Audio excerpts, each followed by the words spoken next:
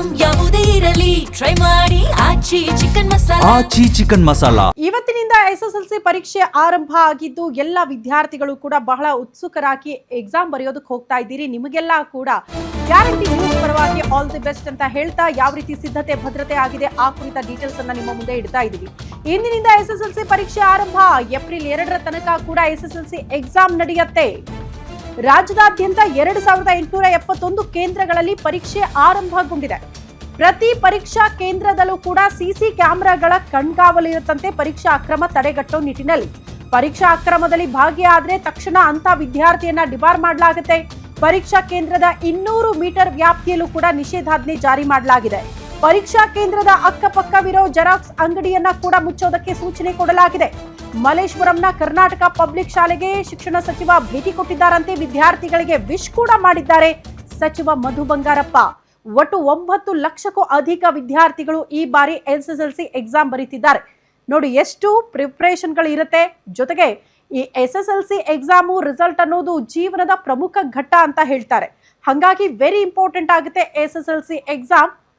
ಹಾಗಾಗಿ ಬಹಳ ಉತ್ಸುಕರಾಗಿ ವಿದ್ಯಾರ್ಥಿಗಳು ಕೂಡ ಬಂದಿದ್ದಾರೆ. ಮತ್ತೊಂದು ಕಡೆ ಸಚಿವ ಮಧು ಬಂಗಾರಪ್ಪ ಅವರು ಕೂಡ ಭೇಟಿ ಕೊಡೋ ಮೂಲಕ ವಿದ್ಯಾರ್ಥಿಗಳಿಗೆ ಆಲ್ ದಿ ಬೆಸ್ಟ್ ಹೇಳಿದ್ದಾರೆ. ಎಕ್ಸಾಮ್ ಚೆನ್ನಾಗಿ ಮಾಡಿ ಅಂತ.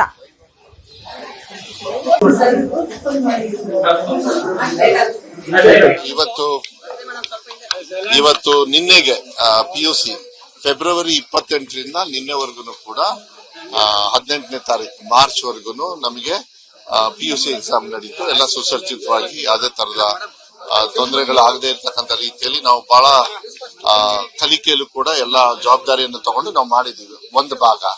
ಇನ್ನೊಂದು ಭಾಗ ಇವತ್ತಿಂದ ಅಂದ್ರೆ 18ರಿಂದ ಏಪ್ರಿಲ್ 2ನೇ ತಾರೀಕುವರೆಗೂ SSLC ಎಕ್ಸಾಮು ರಾಜ್ಯ ಮಟ್ಟದಲ್ಲಿ ಎಲ್ಲಾ ಕಡೆನೂ ಕೂಡ ಸುಮಾರು 15,000 ಶಾಲೆಗಳು, 15,000 ಚಿಲ್ಡ್ರೆ ಮತ್ತೆ 2,800 ಕೇಂದ್ರದಲ್ಲಿ ಇವತ್ತು ಎಕ್ಸಾಮಿನೇಷನ್ ಇವತ್ತಿಂದ ಸ್ಟಾರ್ಟ್ ಆಗ್ತದೆ. ಸುಮಾರು 8,69,000 ಮಕ್ಕಳು ಬರ್ತಾರೆ. ರಿಪೀಟರ್ಸ್ ಮತ್ತೆ ಪ್ರೈವೇಟ್ ಸ್ಟೂಡೆಂಟ್ಸ್ ಎಲ್ಲ ಸೇರಿದ್ರು ಬಟ್ 9,06,000 ಮಕ್ಕಳು ಟೋಟಲ್ ಇವತ್ತು ಎಕ್ಸಾಮಿಗೆ ತಗೊಳ್ತಾ ಇದ್ದಾರೆ. ನಾವು ಈ ವರ್ಷ ಬಹಳ ಫಸ್ಟ್ ಇಂದಾನೆ ಅವರಿಗೆ ಅದನ್ನೇ ಮಾತಾಡಿದೆ ಅವರಿಗೆಲ್ಲ. ಸೊ ನಾವೇನೇನ್ ಕೆಲಸ ಮಾಡಿದ್ವಿ ಅವರೆಲ್ಲ ಹೇಳಿದ್ರು ಮಕ್ಕಳು.